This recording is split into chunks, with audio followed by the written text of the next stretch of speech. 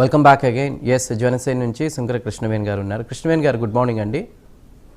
Very good morning sir. మీకు అలాగే panel ఉన్నటువంటి ఇతర సభ్యులందరికీ నమస్కారం అండి. రైట్.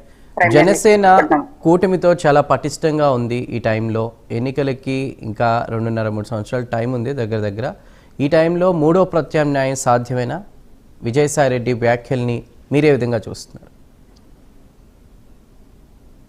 సార్, ప్రెస్ మీట్ పెట్టినంత ఈజీ కాదండి పార్టీ పెట్టడం. పార్టీ నడపడం కూడా అంత ఈజీ కాదు. ఎందుకంటే మీరు విజయ్ గారి గురించి మాట్లాడారు. అదే మా జనసేన పార్టీ అధినేత ఏపీడీసీఎం గారు కూడా జనసేన పార్టీ పెట్టిన తర్వాత 12 సంవత్సరాలు సుదీర్ఘమైనటువంటి పోరాటం, 10 సంవత్సరాలు ఏ పదవులు లేకుండా పనిచేయడం అనేది కూడా మాటలు కాదు. అలాగే విజయసాయి రెడ్డి గారు చేయగలరా అంటే విజయసాయి రెడ్డి గారికి ఆర్థిక బలవంతుడు అయ్యి ఉంటే ఉండొచ్చు కాక, కానీ ప్రజల్లో ఎటువంటి చరిష్మా లేనటువంటి వ్యక్తి విజయసాయి రెడ్డి గారు అండి. అంటే జగన్మోహన్ రెడ్డి గారికి ఒక కీ నీళ్ళ పనిచేసినటువంటి వ్యక్తి, ఒక కీ రోల్ లా పనిచేసి ఒక కీలు బొమ్మల పనిచేసినటువంటి వ్యక్తి విజయసాయి రెడ్డి గారు. A1 గా జగన్మోహన్ రెడ్డి గారు ఉంటే A2 గా విజయసాయి రెడ్డి గారు ఉన్నారు. ప్రజాక్షేత్రంలో ప్రజలకు సేవ చేయాలని వచ్చినటువంటి నాయకత్వంలో చాలా మందిని మనం చూసుకుంటే కనుక దివంగత నేత ఎన్టీ రామారావు గారితో సహా చూసుకుంటే కనుక సినీ ఫీల్డ్ నుంచి వచ్చిన వాళ్ళు కావచ్చు, చాలా మంది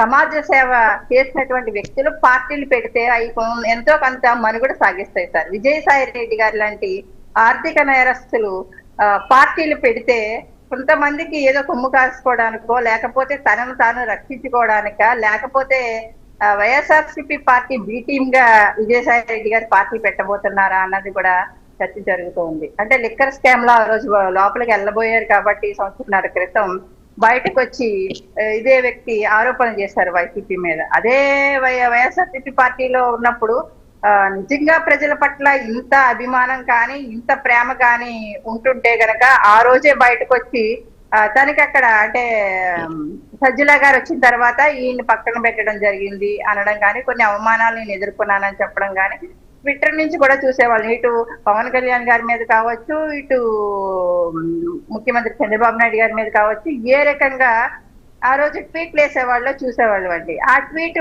బయట వైరల్ అయ్యేది. ఆ తర్వాత బయటకు వచ్చిన తర్వాత ఆయనే మళ్ళీ చెప్పడం, అది అసలు ఆ హ్యాండిల్ కూడా వాళ్ళు వైసీపీ వాళ్ళు ఆధీనంలో పెట్టుకున్నారు, అసలు నేను ట్వీట్లే వేయలేదని చెప్పారు. అంటే ఒక మాట మీద నిలకడలేనటువంటి వ్యక్తిత్వం విజయసాయి రెడ్డి గారికి కనిపిస్తూ ఉంది. ఈయన పార్టీ పెట్టడం వల్ల ఇవాళ మా కూటమికి వచ్చినటువంటి నష్టం ఎటువంటి కించిత్తు నష్టం కూడా మాకు లేదు. ఎందుకంటే విజయసాయి రెడ్డి గారు బయటకు రావడం వల్ల వైఎస్సీపీకి నష్టం తప్ప మాకు ఎటువంటి నష్టం వాటలేదు. ఎందుకంటే ఆ పార్టీ నుంచి వచ్చినటువంటి నేతలే కొత్తగా పార్టీలు పెడుతున్నారు. అది కూడా ఆ పార్టీలో కష్టపడినటువంటి వ్యక్తులు కూడా కాదు. శర్మిలా గారు చూస్తే పాదయాత్ర అంటే కింగ్ మేకర్ లక్ష్యంతో కూడా ఆయన రంగంలోకి దిగుతున్నారు. మూడో ప్రత్యామ్నాయ శక్తికి అధికారులకున్న పార్టీలకు కూడా అడ్డుకట్ట వేయడంగా దీన్ని చూడొచ్చా, చూడకూడదా? సార్, మూడో ప్రత్యామ్నాయ శక్తిగా ఎదిగేటువంటి అవకాశం ఈ విజయసాయి రెడ్డి గారు